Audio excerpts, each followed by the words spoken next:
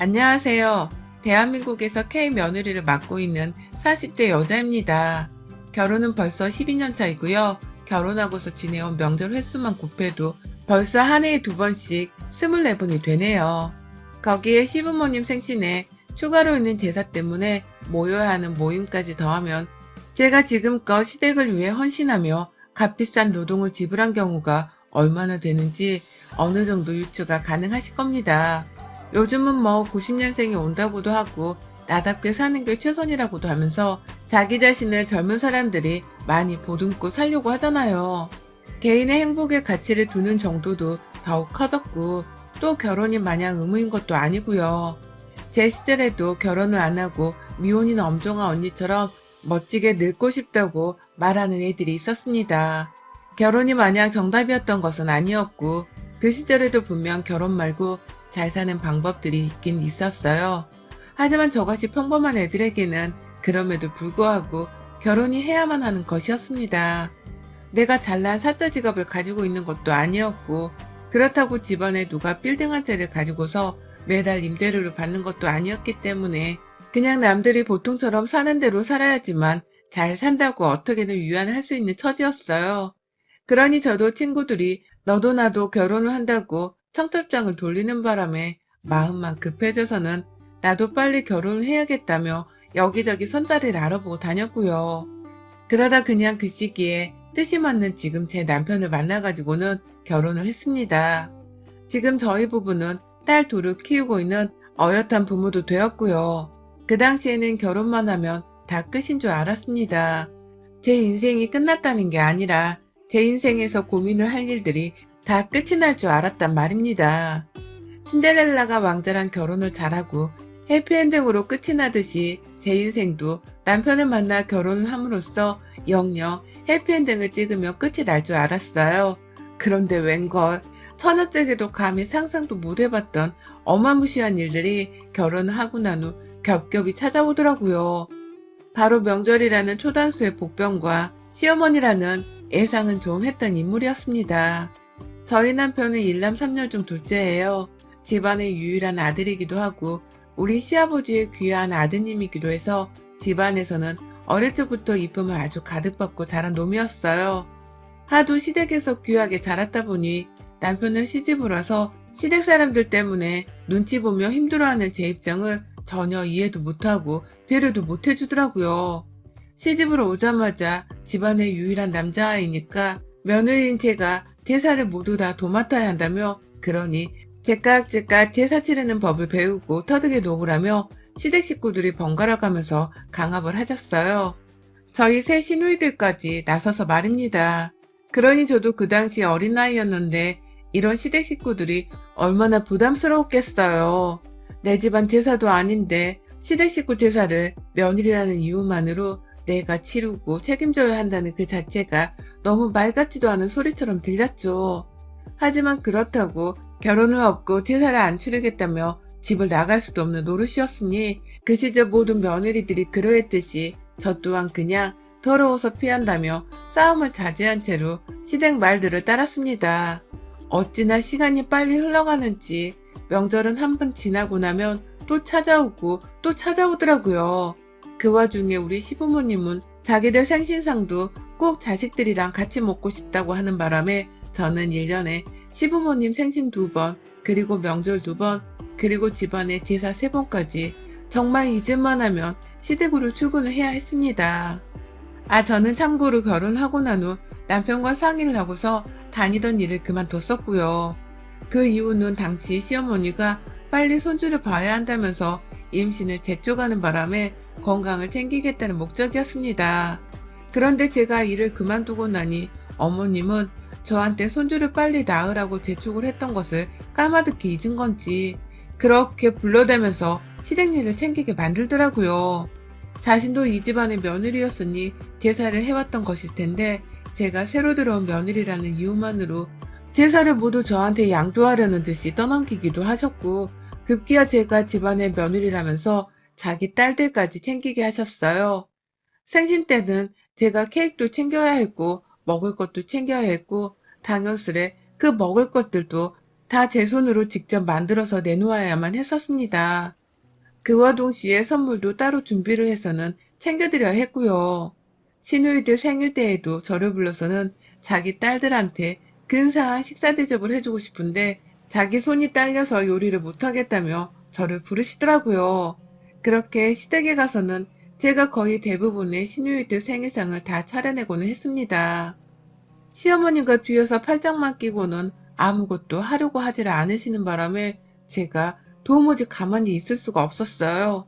억지로 제가 시누이들 생일상까지 다 차려주고 나면 꼭 저한테는 가족들끼리 시간을 보내고 싶은데 라면서 섭섭한 말을 하면서 집으로 돌아가라는 말을 돌려가며 하셨고요. 그러면 저는 시댁 부엌에서 개고생만 했다가 내가 차린 생일밥상을 한 숟갈도 떠먹어보지 못한 채 집으로 쓸쓸히 돌아갔어요. 뭐 이런 시어머니가 다 있나 싶어서 제가 초반엔 스트레스로 인해서 임신을 하고 싶어도 못했습니다. 괜히 남편이 미운 바람에 잠자리를 거부했었거든요. 제가 그런 초강수를 두니 남편도 이러다 진짜 영영 부부관계를 못하겠다 싶었었는지 자기가 잘 알아서는 시어머니께 뭐라 말씀을 드리더라고요. 뭐라 했는지 잘 모르겠으나 아들내미가 엄청 뭐라 한 건지 시어머니도 한동안은 시누이 생일권으로 저를 부르지는 않으셨습니다. 그럼에도 자기 생일에 명절 제사는 꼬박꼬박 며느리 손에만 물을 묻히겠다는 심보를 적나라히 드러내셨고요. 시댁만 가면 제 몸이 고생하는 게 너무나 당연했던지라 솔직히 저는 그냥 시어머니를 안 보고 살고 싶었습니다. 본인도 며느리였을 텐데 이렇게까지 나를 고생시키고 싶으실까 하는 마음에 늘 시어머니를 향한 원망이 컸었어요. 그러는 와중에 제가 첫째를 가지고 또 출산과 동시에 둘째를 가지게 되면서 한동안은 제가 태교와 육아 문제로 시댁의 일을 뒷전으로 여기고 살게 되었고요. 그 와중에도 꾸준히 시어머니는 명절마다 자기 생일마다 저를 불러대면서 제 손에 만들어지는 밥 한 끼를 꼭 얻어먹으면서 며느리 덕을 보셨으나 저는 그냥 그 당시에 육아가 너무 힘이 들었는지라 시댁에서 아무리 지랄을 떨어도 그러려니 하고서는 뒷전으로 흘려넘기기만 했습니다. 더 정확히는 흘려넘겼다기보다는 참고 살았다는 게 맞는 표현일 것도 같네요. 그렇게 살다 보니 제 몸도 고생을 하는 게 익숙해진 건지 시댁에서 시어머니가 아무리 일을 시키고 난리를 피우셔도 정말 또 이러시는구나 하는 마음으로 시키는 걸 다 했어요. 아이는 커가는데 이제 와서 결혼을 물을 수도 없는 노릇이라며 무슨 일이 생겨도 그냥 참는 것이 버릇이 되어버린 지경에 이른 것이었죠. 그렇게 지내던 와중에 아휴 이번 명절도 어김없이 시어머니가 저를 어떻게든 부려먹겠다고 추석 전부터 난리를 피우시더라고요. 참고로 저희 부부는 지난 코로나 시국에도 시댁에서 하도 난리를 피워대는 바람에 안 갈 생각을 해보지도 못한 채 제사를 지내러 갔었습니다. 그렇게 가서는 친척들이 바글바글 하길래 마스크 끼고서 명절을 치르느라고 얼마나 숨졸였는지 몰라요. 확 싹 다 신고를 해버리려다가 가족이니까 겨우 참고 지나쳤는데 이번 추석에도 시어머니는 창피한 줄을 모르고 막 오라며 부르더라고요. 야, 근데 미리 데려와서 일 좀 거들고 애들 얼굴도 좀 보여주고 해라. 너는 떨어져 사는 애가 코로나 때문이라며 올해 인사도 띄엄띄엄 하러 오더니만 추석에도 그냥 명절날에 딱 맞춰 올 건 아니지? 너 일찍 오는 줄 알고 기다리마. 나 추석 음식 하나도 안 해놓는다. 라면서 저 빨리 오라고 재촉을 하는데 아유 얼마나 밉상이었는지 몰라요. 이번 명절에는 또 얼마나 일을 시켜가면서 제 허리를 부러뜨려 놓으실까 싶기도 하고 사람들은 또 얼마나 바글바글 거리며 찾아와서는 서로 엉겨부터 제사를 지낼까 싶기도 해서 머리가 벌써부터 지끈거릴 지경이었죠. 하지만 저희 시어머니는 그 사실을 아는지 모르는지 결국 이 분노에 불을 지펴버리고야 말았습니다. 가만히 있으면 제가 그냥 가만히 찾아가서 명절 음식도 만들고 뭘 이것저것 했을 텐데 시어머니가 자꾸만 초를 치셨어요. 야, 너는 왜 미리 전화를 안 해? 먼저 일찍 오기로 결정을 한 거야, 어쩐 거야? 추석 전에 주말인 건 알지? 주말에 바로 오는 거지? 금요일에 오는 거지? 라고 하면서 계속해서 빨리 오라 재촉을 하시고 그걸로도 모자라 저한테 해선 안 되는 말도 하더라고요. 야, 네가 며느리인데 우리 집 힘든 일은 네가 알아서 나서서 하겠다고 하며 솔선수범을 보여야 할 거 아니냐. 내가 코로나 때문에 네 시누이들 생일 때 너를 안 부르기는 했지만 그렇다고 해서 군기가 빠지면 안 되지. 너 내가 예전에 했던 것처럼 네 시누이들 생일마다 불러가며 제대로 고생 한번 시켜줘. 라고 하시더라고요. 본인이 올해는 코로나로 저를 덜 부려먹었는데 그거에 감사하지 못할 거면 자기가 앞으로는 저를 더 고생시킬 거라며 반협박 같은 소리를 해대신 겁니다. 이런 말을 저한테 아무렇지 않게 하면서 빨리 시댁에 와서 시부모님 옆에서 아양 떨며 잔심부름도 하고 며느리 노릇도 하라는 소리를 하고 계신 것이었어요. 그러니 저도 생각을 하면 할수록 나를 무슨 옆집 머슴으로 취급을 하시는 건가 싶어서 기분이 찝찝하더라고요. 세상 어느 시어머니가 며느리한테 일을 더 시키겠다 말겠다 하면서 고생시킬 거란 소리를 하나 싶어서 진짜 기분이 더러웠어요. 똥 밟은 것처럼 순간 시어머니를 향해서는 최소한의 존경심도 들지를 않았습니다. 그 상태에서 더 참자 하면서 버티던 중 시어머니의 입에서 너 이번 명절에 아주 각오해. 내가 허리 하나 제대로 부러뜨려 줄 테니. 나는 말이 나온 순간 저는 고삐가 풀린 망아지가 되어버렸어요. 내 허리는 우리 부모님이 물려주신 소중한 몸뚱이인데 이걸 다른 사람도 아닌 시어머니가 뭔 자격으로 감히 부러뜨리겠다고 말을 하나 싶어서 시어머니를 따라서 같이 화가 났었고요. 제가 뭐라 그러셨냐면서 재차 물어봤는데도 시어머니는 한마디를 쫄지 않은 채 내가 네 허리를 부러뜨리겠다고 했다. 왜 이년아? 라고 하면서 오히려 더 공격적으로 구셨습니다. 그러니 저도 시어머니께는 최소한의 며느리 도리 같은 건 하지 말아도 되겠다 싶었어요. 그런 인간의 도리를 모르는 분 같았기 때문에 말이죠. 저를 불러내서 어떻게든 본인이 쉬고 싶어 하신다는 것을 알아서인지 이번에 아주 그냥 제대로 시어머니를 쉬게 해드리고 싶더라고요. 그래서 저 진짜로 혼자 시댁에 갔습니다. 나 없으면 남편이 어떻게든 알아서 혼자 얘들을 돌보겠지 싶어서는 남편한테 통보하듯이 잠깐 시댁에 좀 다녀오겠다면서 그냥 집을 비워버렸어요. 제가 집을 나가는 줄 알고 둘째는 보채는데 첫째는 귀신같이 엄마 심정을 꿰뚫어 본 듯이 엄마 잘 다녀와 라면서 저를 배웅해주기까지 하더라고요. 그러니 저도 든든하다며 그냥 무작정 집을 나가버렸죠. 시댁에 가는 데까지 가까운 거리지만 직방으로 가는 교통편이 없어서 돌고 돌면 1시간 정도는 지하철로 도착을 하거든요. 그렇게 시댁에 무작정 쳐들어가서는 저 일찍 왔다고 좋아를 하다가 혼자 온 걸 보고는 왜 너 혼자 왔어? 라고 비아냥거리는 어머님을 무작정 데리고 나섰어요. 어머님은 제 손에 끌려 나온다고 소지품 하나 챙겨 나오지 못하셨고 나오는 길 내내도 어딜 가는 거냐면서 제 팔목을 어찌나 세게 잡아당기던지 눈물이 다 나오더라고요.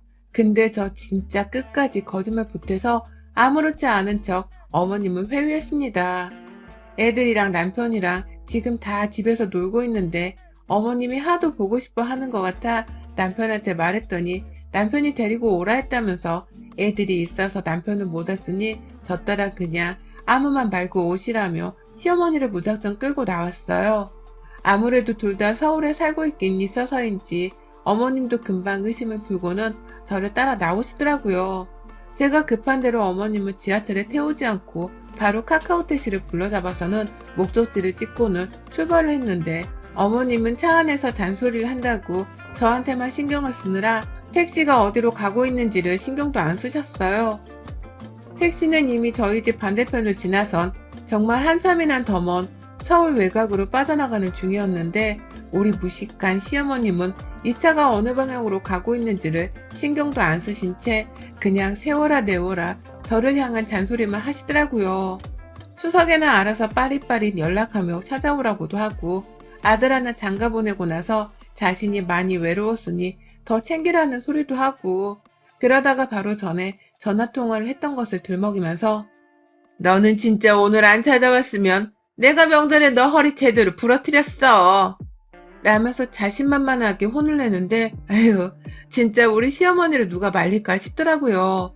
그러다가 거의 택시를 타고서 40분가량 달리다가 시어머니가 대뜸 근데 우리 아직도 도착하려면 멀었냐?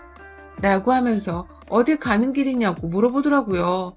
그러면서 택시 기사님 핸드폰에 찍힌 내비게이션을 뚫어져라 쳐다보더니만 우리 니들 집에 가는 거 아니었냐? 라고 하면서 어딜 가는 길이냐고 막 물어보는데 결국 택시 안에서 너무 난장판을 피우시는 바람에 기사님께 양해를 구하고는 그 자리에서 택시에서 그냥 내려버렸어요.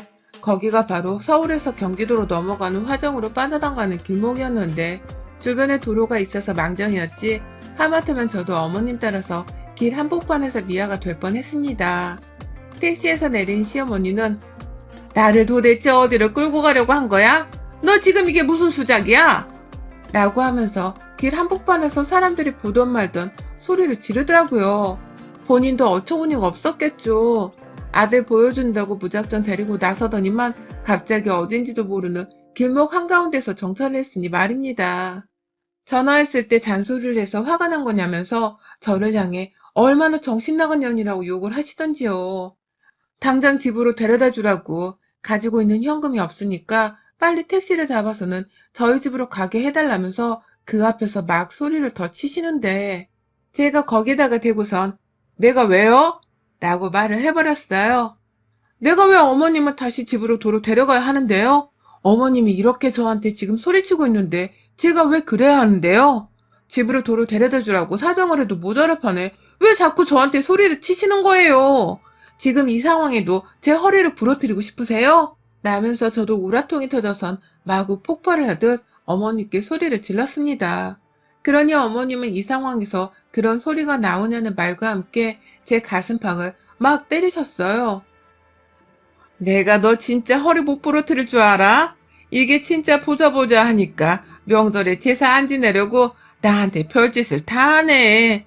너 나 데리고 어디 모르는 산골이라도 들어가려고 했어? 왜? 가서 확 나 죽여버리게? 뭐 하려고 한 거야? 똑바로 말 안 해? 이 무시무시한 년. 네가 이러고도 서울에 돌아가서 무사할 줄 알아? 너 내가 진짜 가만 안 둘 거야. 라고 하면서 저를 당장이라도 가만 안 두겠다며 그 도로 한복판에서 제 멱살을 잡고 제 팔을 잡고 그걸 잡고서 주먹진 채로 때리기까지 하면서 마구 몸부림을 치는데 이러니 제가 시어머니를 불쌍히 여길 수가 없었죠.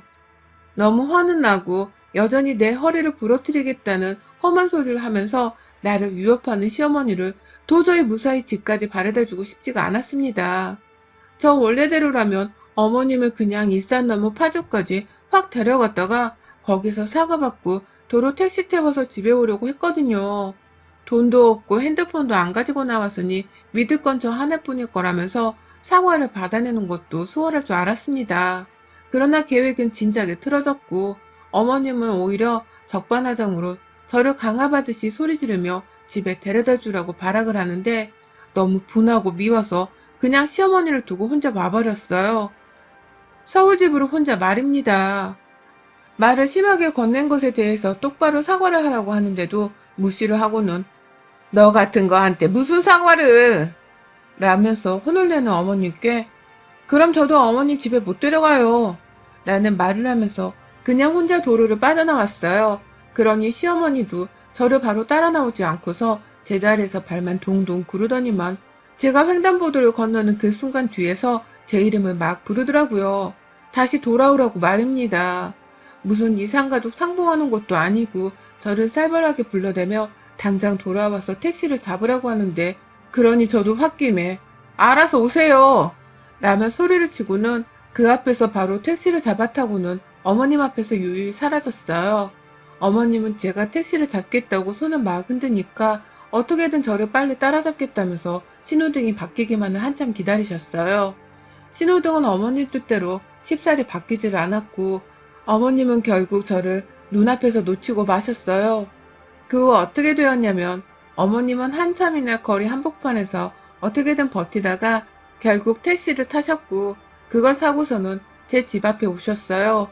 결국 남편이 자초지종도 모른 채 어머님 부름을 따라 나갔다가 택시비 결제를 했고 그 앞에서 어머님께 자초지종을 들었는지 씩씩대며 혼자 들어오대요.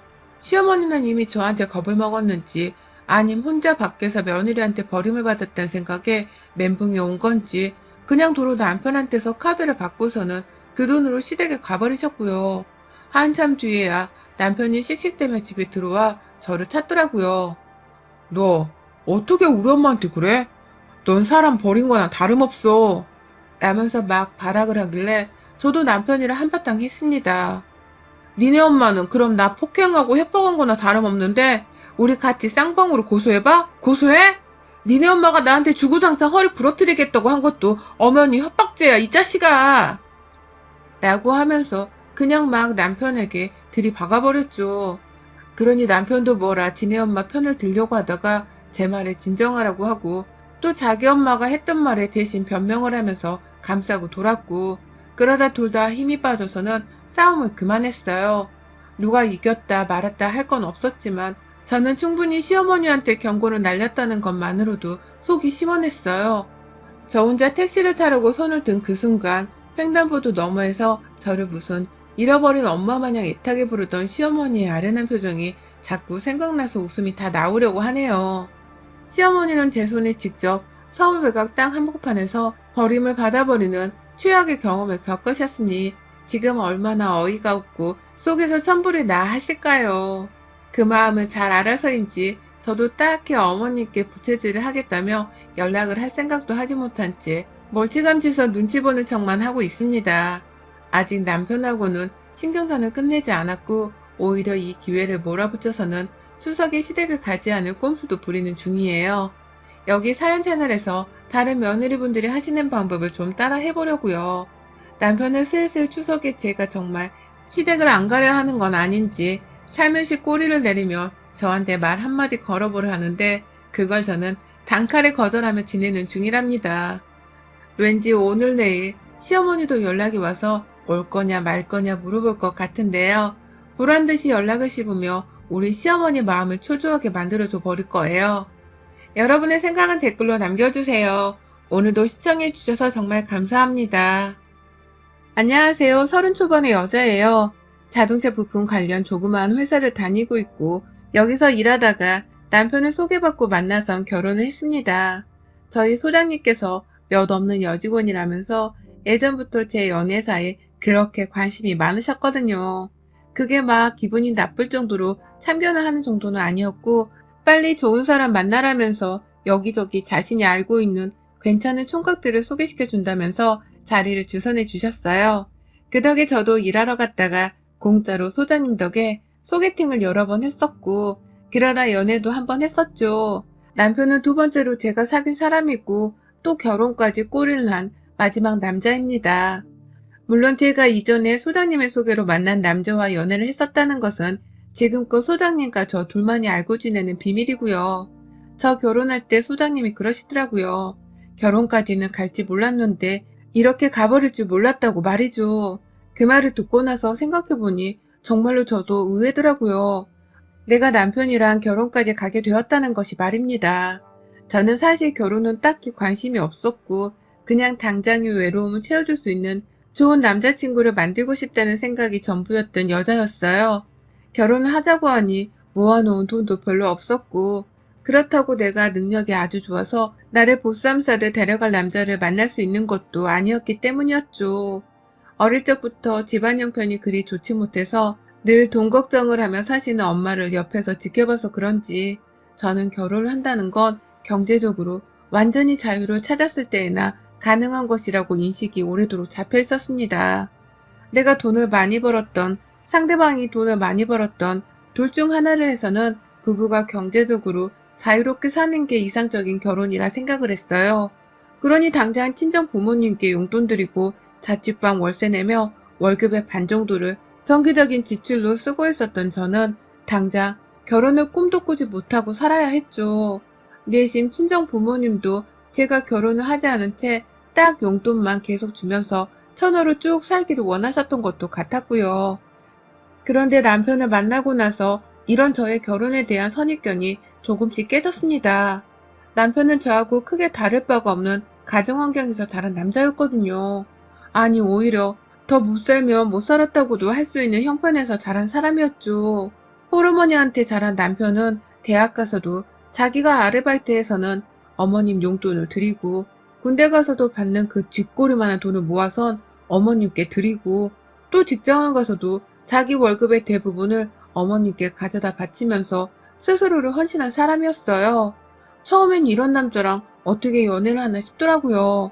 버는 족족 어머니한테 돈을 퍼다주는 사람과 연애는 죄책감이 느껴져서 어떻게 하며 또 결혼은 어찌하나 싶었죠.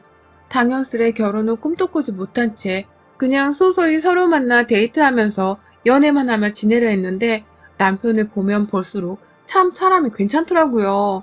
저를 만나면서 조금씩 저한테 더 최선을 다하는 모습을 보이기도 했고, 결혼을 하게 된다면 제가 원하는 대로 미래를 계획하고 함께 지켜나가고 싶다며 저 기분 좋으란 소리를 참 잘도 했습니다.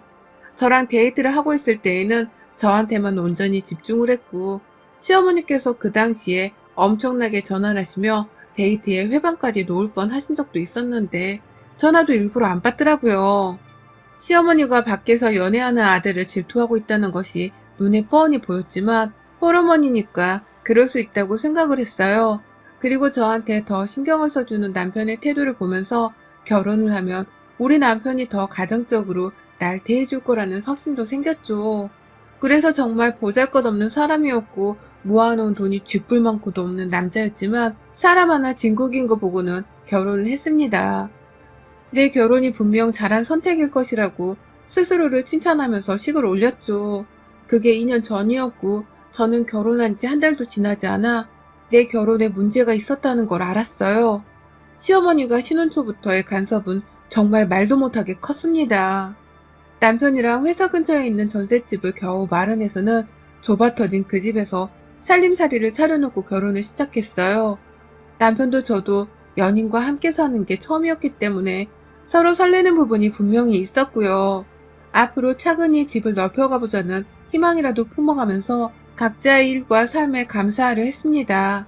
아니, 더 정확히는 제가 그렇게 살자고 말을 주로 하는 편이었습니다. 하지만 남편은 결혼을 하고 나니 갑자기 안 하던 마마보이 짓을 하더라고요.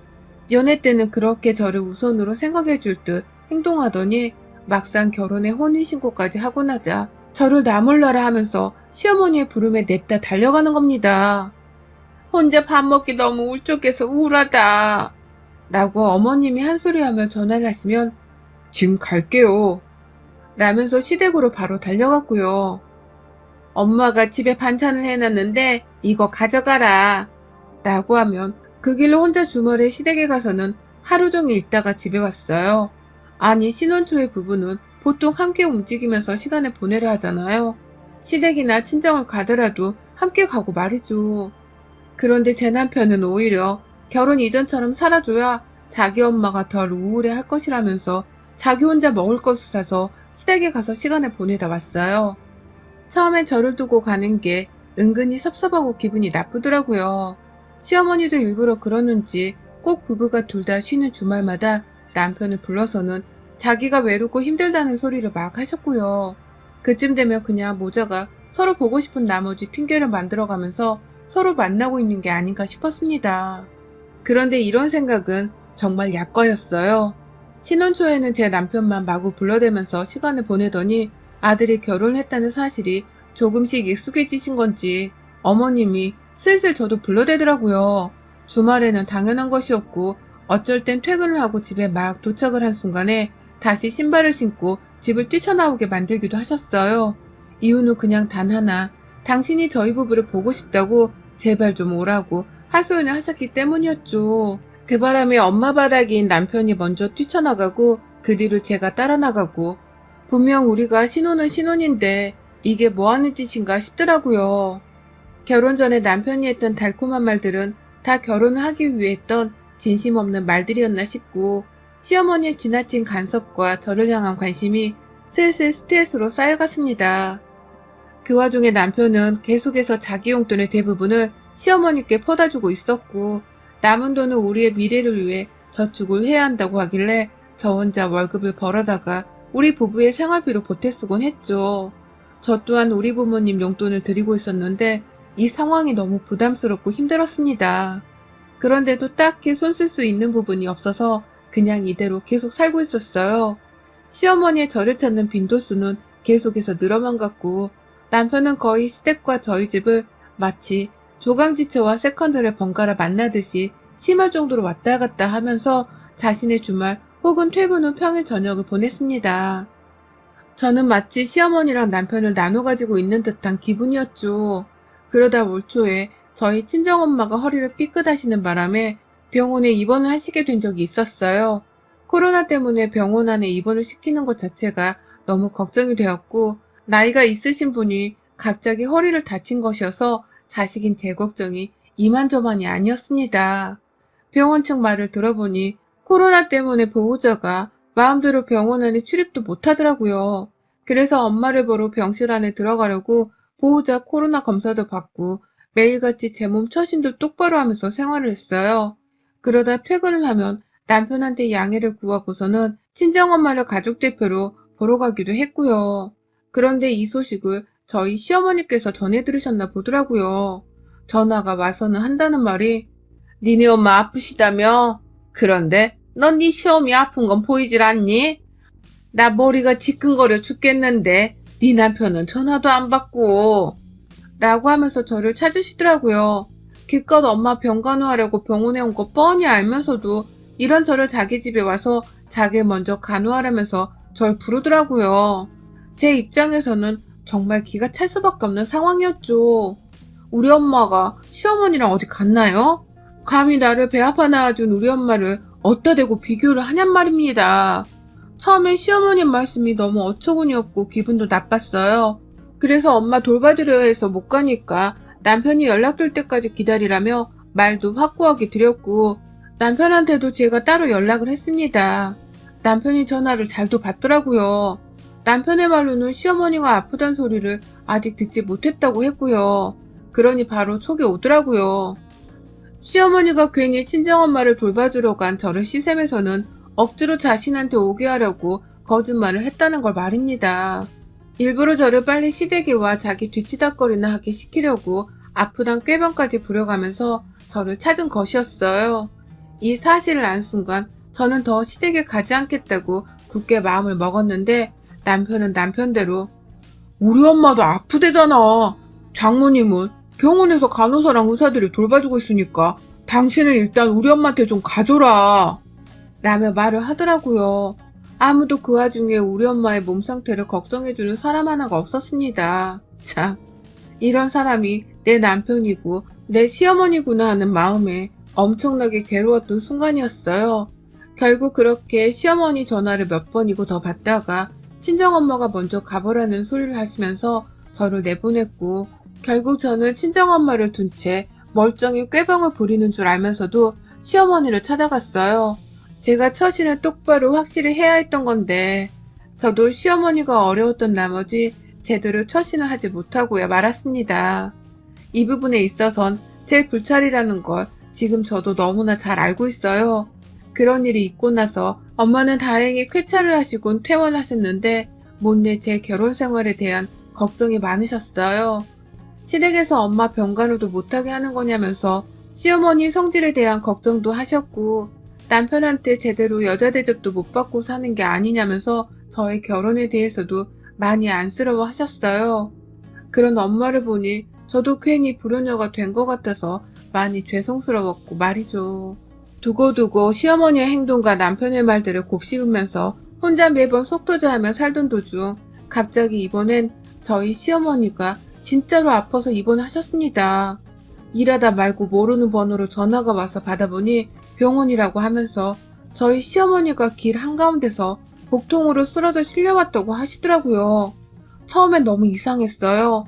이러면 안 되는 건데 혹 시어머니가 모르는 행인을 시켜서 저를 집으로 부르겠다며 또 꾀병을 부리는 거 아닌가 하는 의심까지 했습니다. 그 정도로 워낙 화도 잘 내고 할 말 다 하고 살면서 스트레스 받는 거 없이 사는 분이셨기 때문에 복통으로 갑자기 쓰러지셨다고 하는 게 너무 믿겨지질 않았어요. 결국 그 자리에서 저는 저대로 남편한테 연락을 했고, 남편과 막 얘기를 하다가 남편이 자기 일이 너무 바빠서 지금 당장 병원에 가지를 못한다고 사정을 하길래 제가 어쩔 수 없이 회사에 반차 쓰고서 병원으로 달려갔어요. 그런데 가보니 어머님은 잠시 장이 뒤틀렸을 뿐이라면서 병원 수액을 맞고 쿨쿨대면서 주무시고 계시더라고요. 나중에야 깨고 나서 제가 온 줄을 알고서는 아유, 내가 요즘 사는 게 힘들어서 이렇게 픽픽 쓰러지네. 라고 하면서 아프단 소리를 하며 동정을 유발하셨고요. 그 꼴이 너무 보기 싫었지만 어찌되었든 노인네가 쓰러져 병원에 계시는 것이었기 때문에 저는 제 할 도리를 다 했어요. 병원에 끝까지 남아서는 입원비 계산도 제가 했고 집에 돌아오는 길에 택시 잡는 것도 제가 했고 옆에서 그냥 있어달라 해서 죄다 있어줬어요. 그렇게 자기 엄마 없으면 죽을 것 마냥 애절하게 굴던 남편은 정작 시어머니가 아파서 입원해 계신데도 일을 핑계로 대면서 퇴원할 때까지 오지를 않았고요. 그러니 시어머니도 아내보다는 차라리 윗사람 대접을 해주면서 지극정성으로 옆에 붙어있는 제가 더 만만하고 우습게 보였나 보더라고요. 보통은 이런 며느리를 고맙다고 생각해 줄 텐데 저희 어머님은 완전히 달랐던 겁니다. 그 후 시어머니는 하루도 빠짐없이 저를 부르셨어요. 출근해 있는 걸 뻔히 알면서도 나 배가 또 아프려고 하는데 라고 하면서 저를 찾으셨고 회사를 빼먹고 당장 집에 오라면서 말도 안 되는 억지를 부르며 절 찾기도 하셨습니다. 중간에서 남편한테 정리 좀 잘 하라면서 연락을 하기도 했는데 남편은 오히려 나 일하잖아 라고 하면서 알아서 해결하라며 뒷짐을 졌고요. 주말이 되면 꼼짝없이 아침부터 저를 찾는 바람에 남편은 저를 억지로 또 끌고선 시댁으로 갔어요.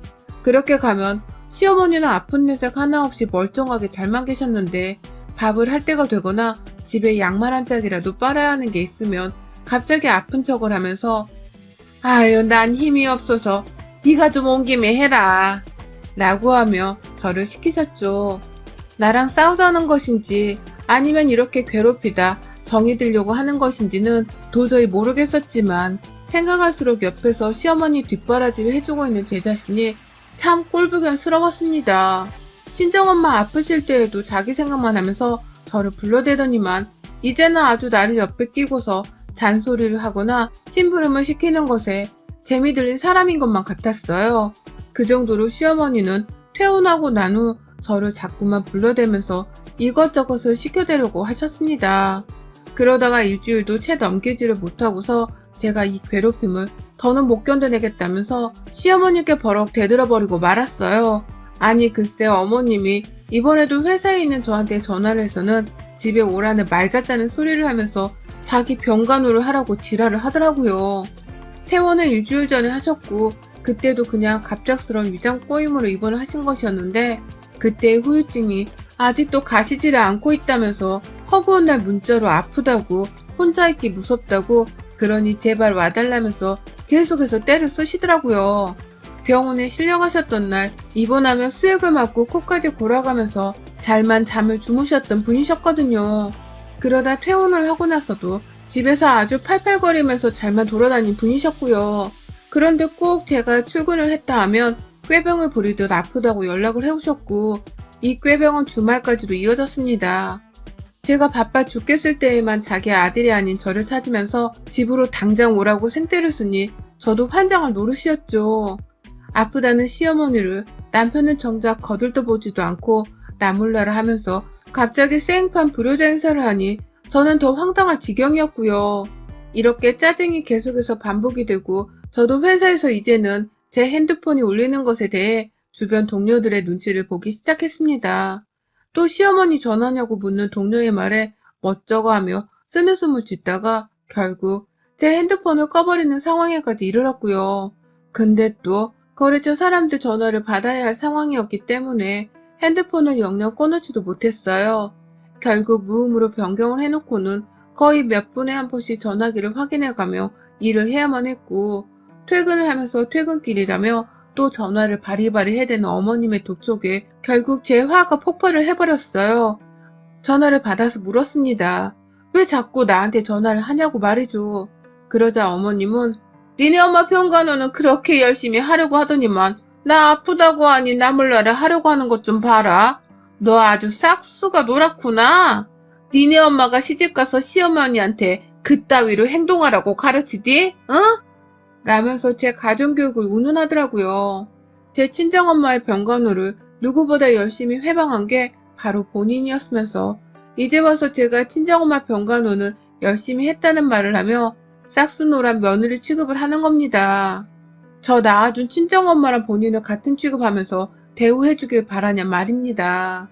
친정엄마는 나를 낳아준 둘도 없는 소중한 사람이고 시어머니는 어머니 남편을 빼고서는 피 한 방울 안 섞인 남인데 왜 이렇게 뻔뻔한 말을 잘도 하시는 거냐고요. 그러니 저도 전화를 하면서 더욱 열이 받았고 집으로 가는 길이었는데 저도 모르게 제 발걸음이 시댁으로 향했어요. 전화를 하는 내내 너는 왜 니네 엄마를 잘 챙겨주면서 난 한 번은 먼저 챙겨줄 생각을 안 하냐고. 니네 엄마한테 하는 거 반만큼이라도 좀 해보라니까. 나 아파서 병원에 실려가 입원까지 했는데 일주일이 아니라 한 달 내내 병간호를 하러 우리 집에 와도 모자란 거 아니니? 근데 넌 꼴랑 며칠 와서 간호해준 걸로 생색을 내려는 거야?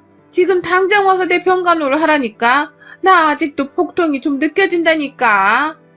라고 하면서 꾀병을 부리며 저를 오라고 닥달하는 시어머니 말에 저는 차라리 귀머거리가 되면 좋겠다는 생각까지 했어요. 복통이 느껴진다는 사람이 어째 이리도 소리를 잘 지르나 싶은 나머지 기가 막히기도 했고 시댁에 가자마자 이 옆에를 한 방에 조져줘야겠다는 마음도 품어버렸습니다. 그리고 저 시댁에 들어가자마자 이런 제 결심을 바로 지켜냈어요. 아니나 다를까 집에 가보니 남편은 없고 시어머니는 저 하나만을 또 불러내고 있었더라고요. 그동안 그렇게 자기 아들만 찾더니 왜 이젠 또 나만 찾으며 나를 괴롭히시나 싶어서 우라통이 치밀어 올랐죠.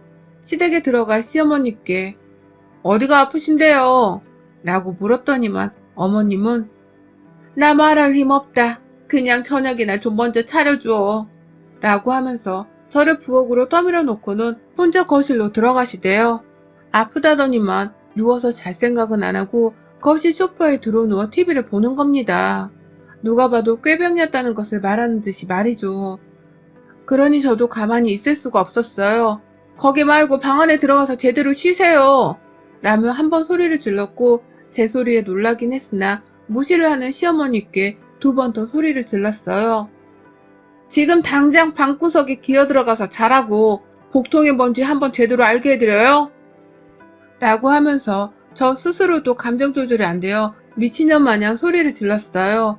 그러니 이번에 시어머니도 겁을 먹고서는 놀라서 소파에서 일어나셨고 은근슬쩍 방 안으로 들어가려고 하셨거든요. 그런데 그 순간 어머님이 혼잣말로 그러시더라고요. 저게 미쳐도 단단히 미쳤네. 감히 시어머니 병간호를 하라고 불렀더니 소리를 질러? 라고 말이죠. 그러니 저도 덩달아 미친년이라고 발악을 했죠. 우리 엄마가 아플 때는 온갖 소리를 하면서 병실에서 나오게 하더니만 당신이 아프다고 하니까 나를 아주 잘도 부르네. 내가 우리 엄마 병간호도 그따위로밖에 못해드렸는데 가족도 아닌 당신 병간호를 왜 열심히 해야 하는 건데 꾀병인 거 뻔히 아는데 왜 내가 당신 병간호를 당신 아들보다 열심히 해야 하는 거냐고. 지금 이 상황에서 미친 건 내가 아니라 당신이 미친년이지. 하여튼 미친 것들은 지들이 미친 줄을 몰라요. 얘라이 쥐뿔도 없는 게 시어머니라고 꼴에 꼴값은. 라고 하면서 시어머니를 그 자리에서 진심을 담아 욕도 하고 진심으로 웃으며 비하도 했습니다. 부엌 한복판에서 감히 내 손에 물 묻히게 할 생각도 하지 말라며 그냥 그 상태로 몇 번이나 더 시어머니 면상에다가 미친년이라고 욕을 퍼부었더니만 시어머니도 지금 자신이 듣고 있는 욕이 진짜 그 욕이 맞나 싶었는지 황당하단 표정으로 눈만 동그랗게 뜨곤 저를 보더라고요. 충격이라는 듯이 말이죠. 그걸 보니 저도 겁먹은 시어머니의 꼬라지가 너무 우스웠고 더 열심히 발악을 하면서 미친년 소리를 해주다가 시댁을 나왔어요. 미친년 소리 또 듣기 싫으면 나 그만 부르라는 말을 덧붙이면서 말입니다. 집으로 돌아오니 남편은 집에 이미 와 있더라고요. 그렇게 마마보이 마냥 지 엄마를 챙기고 감싸며 살더니만 이제 보니 남편은 정작 지네 엄마가 아프고 간병을 필요로 할 때는 남부든 남몰라라는 선택적인 마마보이였더라고요. 그러니 제 눈에는 이놈도 미친놈으로 보이기 충분했죠. 그래서 당분간 좀 시간을 가지자면서 그 자리에서 혼자 짐 싸서는 집을 나왔어요.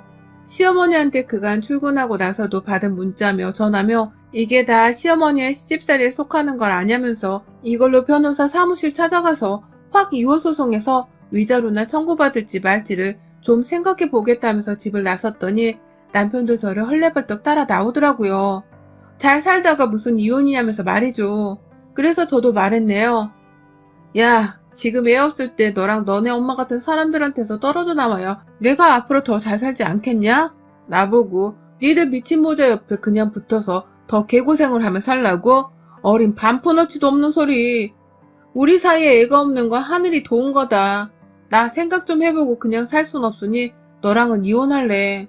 그땐 니네 엄마도 나한테 보상은 제대로 해줘야 할 거다. 라면서 그냥 무작정 나와버렸어요. 지금 추석을 앞뒀는데 남편은 어떻게든 저를 달래서 지네 집으로 명절 제사 지내러 가게 하겠다고 아주 저자세로 나오며 발악을 하고 있습니다. 저는 저대로 그런 남편을 더 피말리게 하면서 무시를 하고 있고요. 시어머니도 제사는 지내야 하지 않겠냐면서 조상들께 인사를 하자고 연락이 오더라고요. 내 조상도 아닌데 저보고 인사를 하라면서 말이죠. 그래서 제가 네, 너나 잘하세요 라고 했습니다. 그 말 한마디하고 시댁 것들은 아주 쌩을 까고 있고 그냥 안 되겠다 싶어서 남편이랑은 이혼을 하기로 결심을 했습니다. 시어머니로부터 시집살이 당한 건 핸드폰 통화, 문자 내역에 아주 차고 넘치는지라 증거를 모으고 말고 할 것도 없길래 그냥 핸드폰 하나 들고서 변호사를 찾아가 보려고요.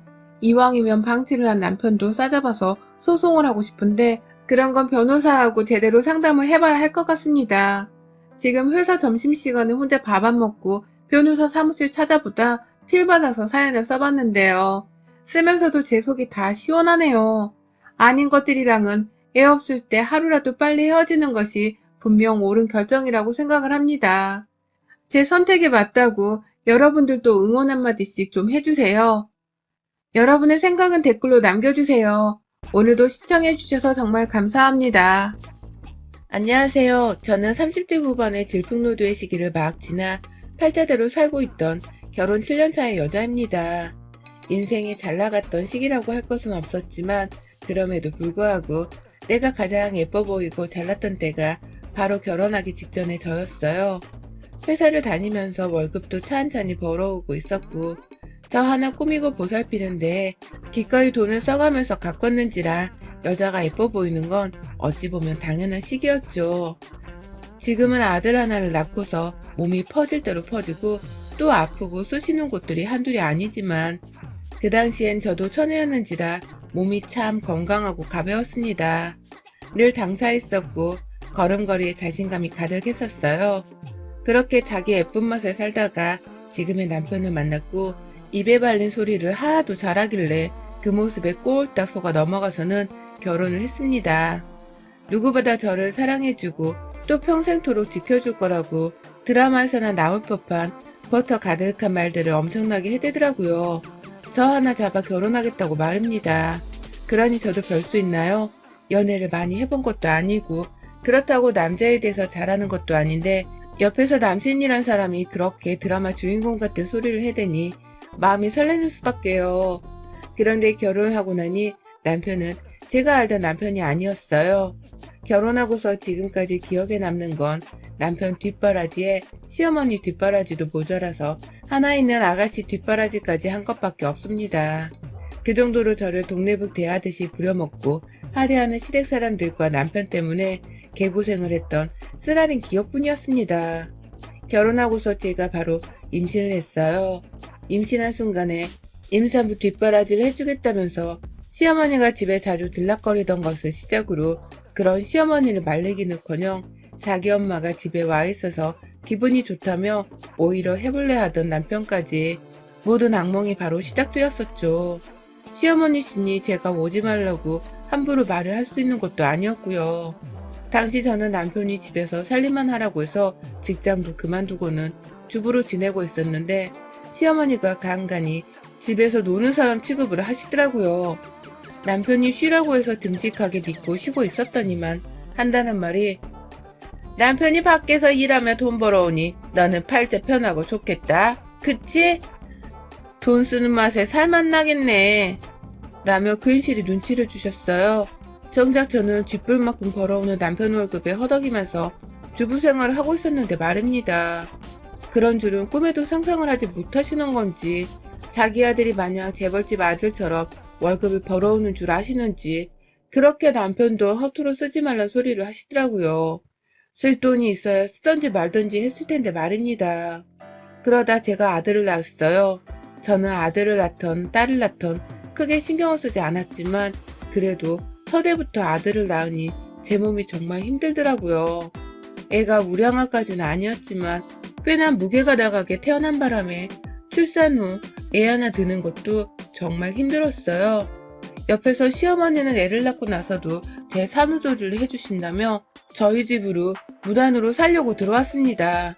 그 와중에 시어머니가 애를 돌봐주기는커녕 제 애를 한 번도 안아주려 하지도 않는 바람에 저는 집에서 시어머니를 모시면서 애까지 돌보는 최악의 상황을 마주했어요. 분명 시어머니는 산후조리를 해주겠다고 하면서 짐까지 싸가지고 들어오셔 놓고서는 제 집에서 휴양을 하는 듯이 몸 편하게 지내셨죠. 그때 저희 시어머니가 얼마나 뻔뻔스럽고 또 염치가 없으셨냐면요. 산후조리를 해주겠다는 입에 발린 말을 하면서 들어와 놓고는 저한테 끼니 때마다 나 근데 김치 없이 못 먹는데, 나 고기 없으면 밥 못 먹는데 라고 하면서 반찬 투정을 하셨어요. 산후조리를 해주겠다고 오신 분이 저한테 식사를 차려주라고 요구하는 걸로도 모자라 반찬 투정까지 하면서 잔소리를 하셨던 겁니다. 그도 모자라 밥 먹고 나서 그릇을 치우기는커녕 그걸 그대로 내버려 두다 음식물 국물이 그릇에 다 엉겨붙을 때까지 설거지 한 번을 하려 하지 않으시더라고요. 저는 그 와중에 애를 보느라고 정신이 하나도 없었는데 시어머니는 그런 저를 보면서도 설거지 한 번 해주기는커녕 오히려 거실바닥에 몸을 밀착시켜서는 한시도 떼지 않고서는 TV만 열심히 쳐다보셨어요.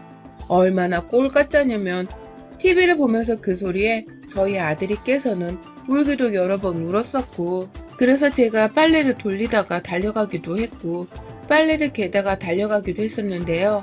그 와중에도 시어머니는 단 한 번을 도와주지 않고는 오히려 더 크게 웃더라고요.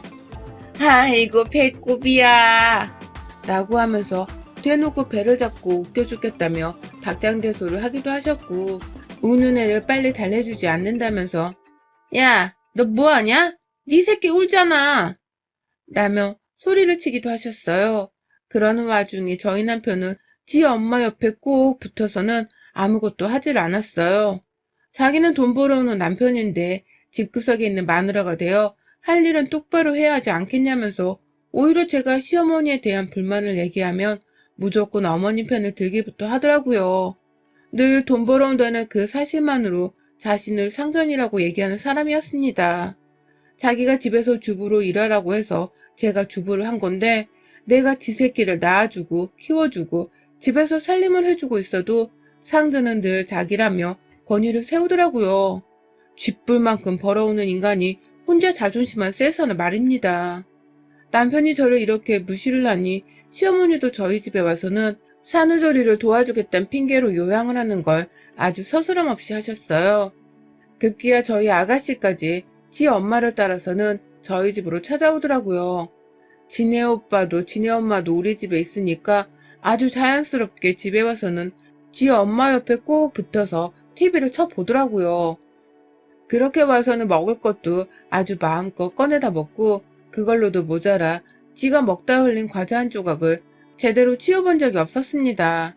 정말 단 한 번도 자기 손으로 뜯어먹는 과자를 스스로 휴지통에 집어넣어 본 적이 없고 자기 엄마를 따라서 저한테 슬슬 심부름을 시키더라고요.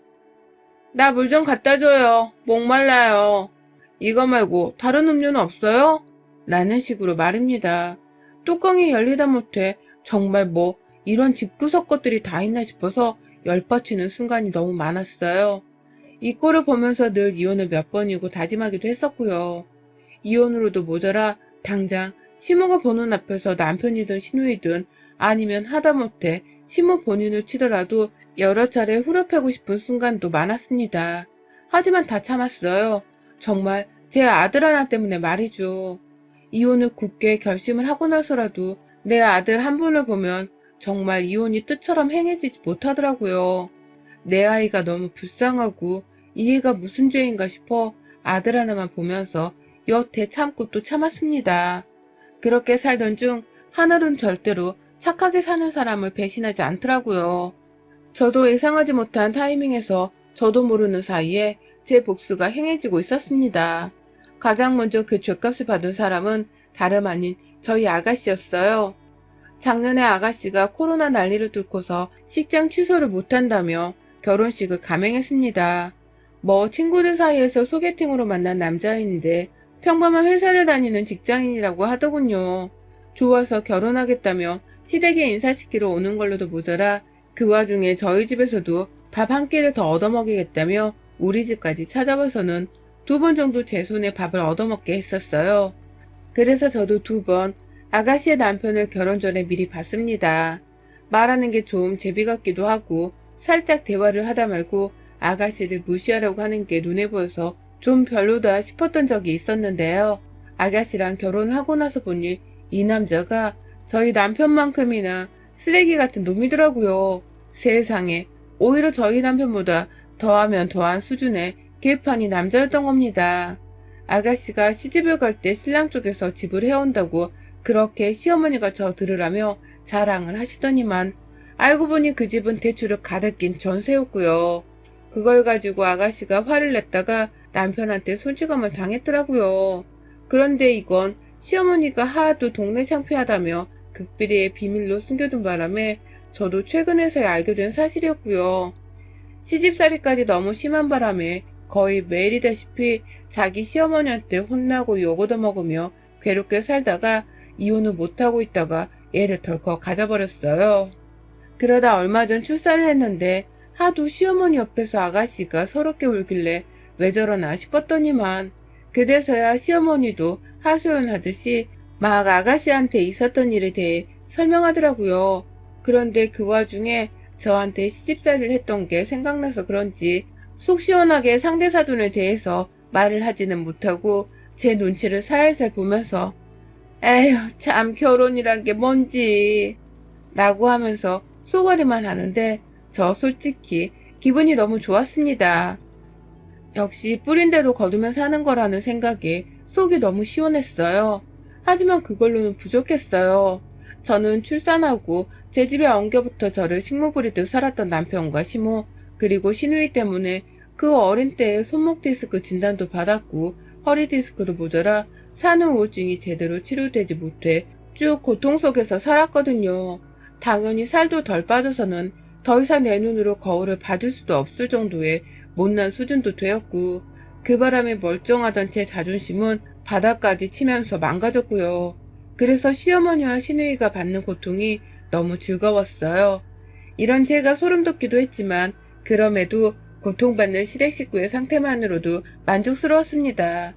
그러다 지난달 시누이가 출산을 했을 때 시누이가 어떻게든 애 낳고 난 후까지 시집살이를 피하고 싶었던 건지 시어머니께 SOS를 쳤어요. 자기 엄마한테서 산후조리를 받아야겠다고 말을 꺼냈고 그걸 시어머니가 덥석 받아서는 내가 네 산후조리를 책임지 마 라고 하면서 시누이랑 시누이 남편 그리고 시누이 시댁에까지 말을 했더라고요. 그 바람에 시누이 사돈 댁에서도 어쩌지를 못한 채 시누이를 시어머니께 맡기기로 했다 하고요. 결국 그렇게 시어머니는 자기 뜻대로 시누이 산후조리를 책임진다는 명분하에 시누이 집으로 들어가시게 되었습니다. 그런데 시어머니가 하나 제대로 강구한 것이 있었습니다. 저희 집에서 제 산후조리를 도와주겠다고 하실 때만 하더라도 제 애는 제가 직접 돌봤었기 때문에 시어머니는 할 게 하나도 없었는데요. 시누이 집에서는 시어머니가 영락없이 애를 돌봐줘야 하는 입장이었어요. 자기 딸이 남편 눈치에 시어머니 눈치를 보면서 힘들어하니 자신이 어떻게든 얘를 직접 돌봐줘야겠다고 생각을 하고는 행동으로 옮기셨는데요. 그 집 애가 저희 집 애보다도 더 잘 우는 애였던 겁니다.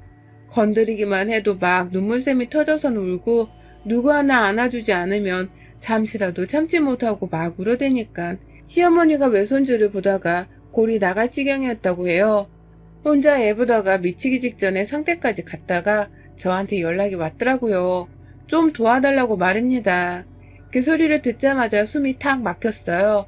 옆에서 남편은 우리 엄마가 네 산후조리도 도와줬는데 너도 내 동생 산후조리 정도는 도와줘야 되는 거 아니냐? 너가 인간이냐?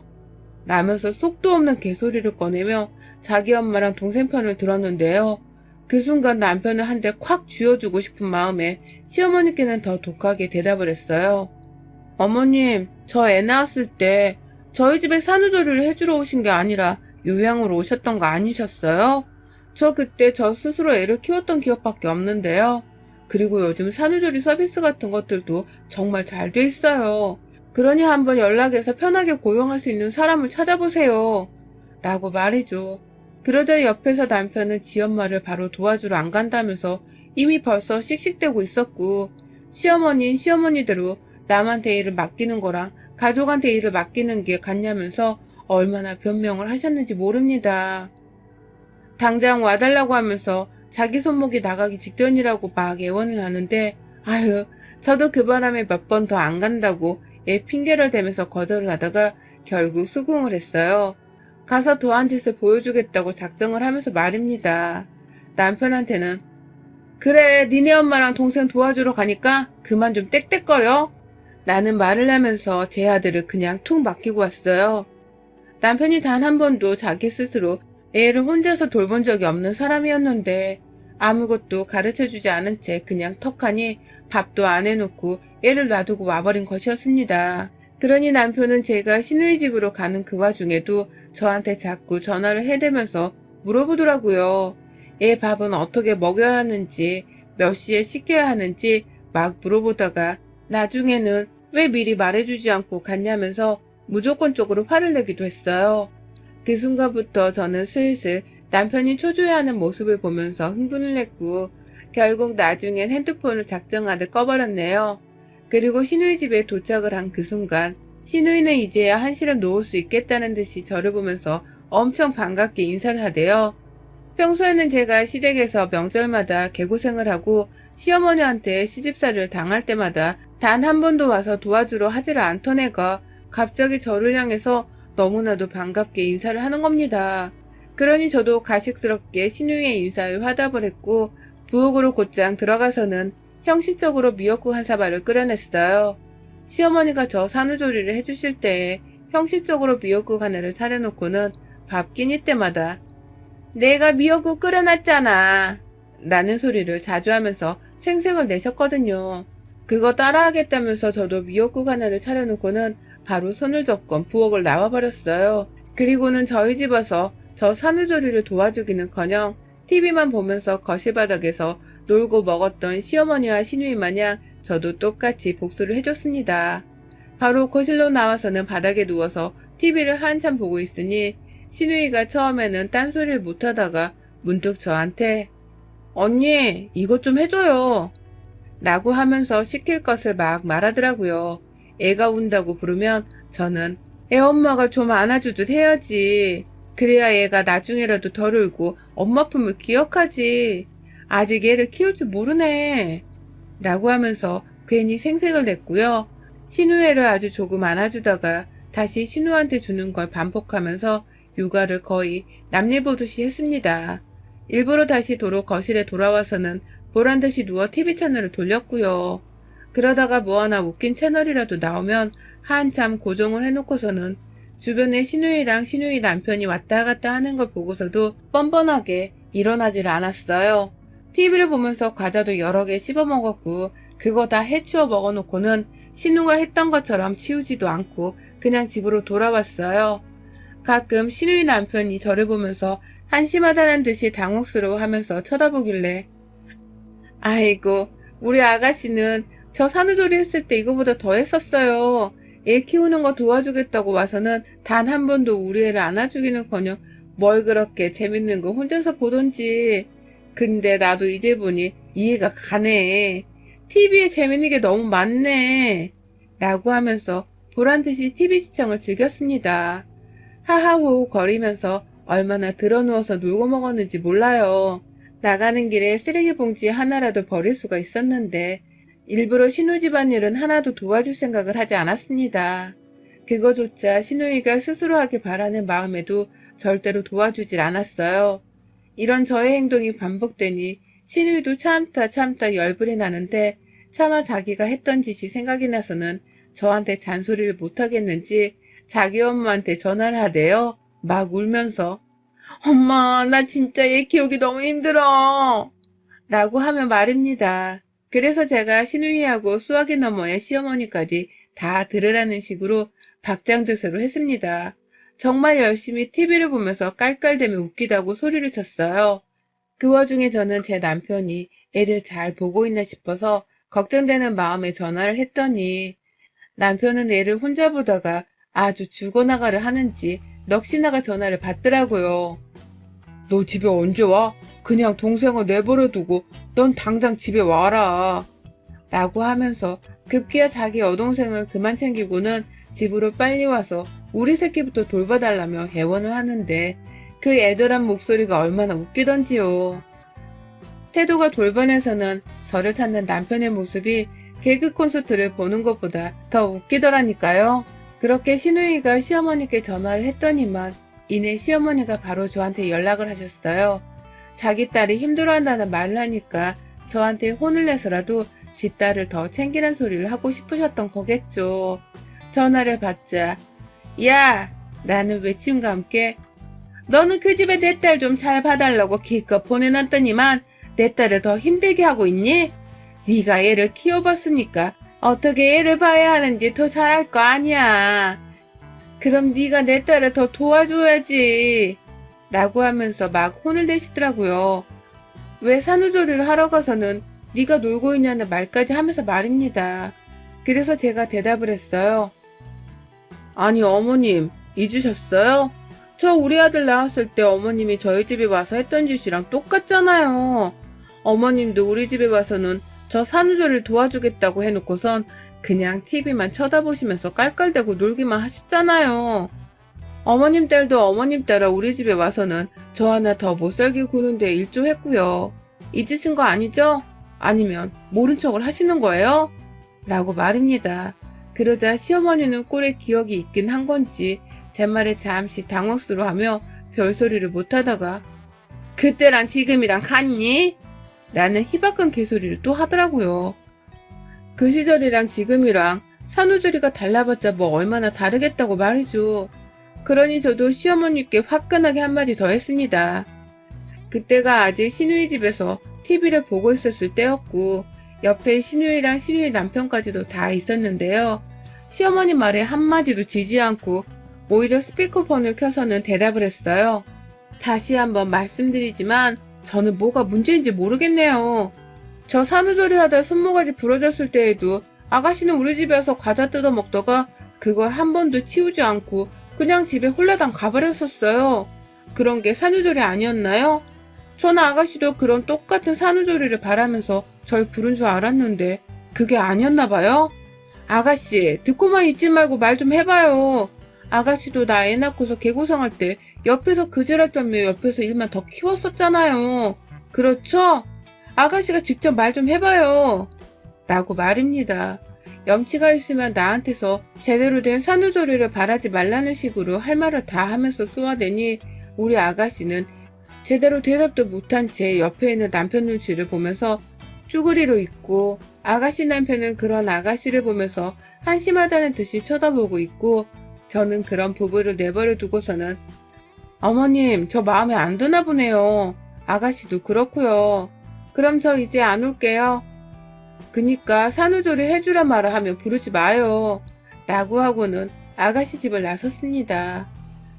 그게 제가 아가씨 집으로 산후조리를 도와주겠다고 나섰던 마지막 날이 되었어요. 저는 그 후 보란듯이 신우이 집에 가지를 않고 있고 제가 한 말들에 시어머니나 신우이도 딱히 반박하며 연락을 또 못하더라고요. 집에 왔더니 남편은 애를 보다 떡실신이 되어서는 저를 기어가는 목소리로 반겼고 그런 남편을 보면서 전 확신했습니다. 우리 남편이 혼자 애를 보면서 애 키우는 게 얼마나 힘든 일인지를 분명 깨우쳤을 거란 걸 말이죠. 그래서인지 그 후 남편은 집에 와서도 집구석에서 노는 사람이라는 극단적인 말은 절대 꺼내질 않고 있어요. 그러니 저도 그런 남편과 시댁 사람들 태도를 보면서 혼자 키드득 거리면서 잠잠히 집에서 제 애나 돌보며 사는 중이랍니다. 며느리한테는 함부로 대해도 되면서 자기 딸한테는 함부로 대하면 안 된다는 듯이 잔소리를 하고 부려먹으려고 한 시어머니랑 남편까지도 모두가 다 자기만의 가르침을 얻었을 거라고 생각을 하면서 지내는 중이에요. 신우이는 뭐 이미 시집을 간 순간부터 지 남편한테 구박을 받으며 저보다 더 괴로운 삶을 살고 있으니 딱히 신경을 쓰지 않고 있고요. 사람이 자기 업보대로 사는 건데 이게 딱 우리 시댁과 남편한테 해당이 되는 말이었네요. 전 그 덕분에 손에 물 한 번 묻히질 않고서 속 시원히 복수를 하게 되었고요. 여러분의 생각은 댓글로 남겨주세요.